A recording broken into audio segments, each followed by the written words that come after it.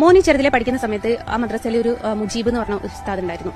അപ്പൊ ഈ കുട്ടീനെ ദിവസം തല്ലും. ഇവനൊരു അടി ഉറപ്പ്. എന്റെ മകനാണ് എന്ന് അറിഞ്ഞത് തൊട്ടിട്ടാട്ടോ ഇതിനൊരടി. അത് നേരം വൈകി ചെന്നെന്ന് പറഞ്ഞിട്ടായിരിക്കും ഒരു ദിവസം, പിറ്റേത്തെ ദിവസം ഹോംവർക്ക് ചെയ്തിട്ടില്ല എന്ന്, പിറ്റേത്തെ ദിവസം അത് പഠിച്ചിട്ടില്ല എന്ന് പറഞ്ഞു. ഇങ്ങനെ ഓരോരോ കാര്യങ്ങൾ പറഞ്ഞിട്ടാണ് ഇതിനെ തല്ലുക. ഇതിനെന്തിനാ തല്ലുന്നതെന്ന് പോലും അറിയില്ല, അത്രയും കുഞ്ഞായി.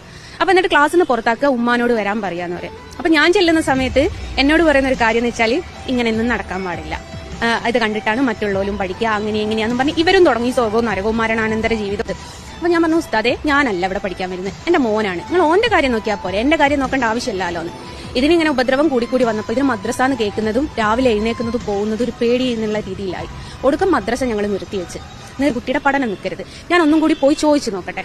അങ്ങനെ വിചാരിച്ചിട്ട് ഞാൻ ഇതേപോലെ പിന്നെയും മദ്രസയിൽ പോയി അവിടുന്ന് ചോദിച്ചു നോക്കി ഉസ്താദിന്റെ അടുത്ത്. അപ്പൊ അവർ പറഞ്ഞു പള്ളി കമ്മിറ്റിയെ ചോദിക്കണം, അവർക്ക് ആർക്കെങ്കിലും ഏതെങ്കിലും ഒരു പാരന്റ്സിന് ബുദ്ധിമുട്ടുണ്ടെങ്കിൽ അവർക്ക് അവിടെ പഠിപ്പിക്കാൻ പറ്റൂല എന്ന് പറഞ്ഞു.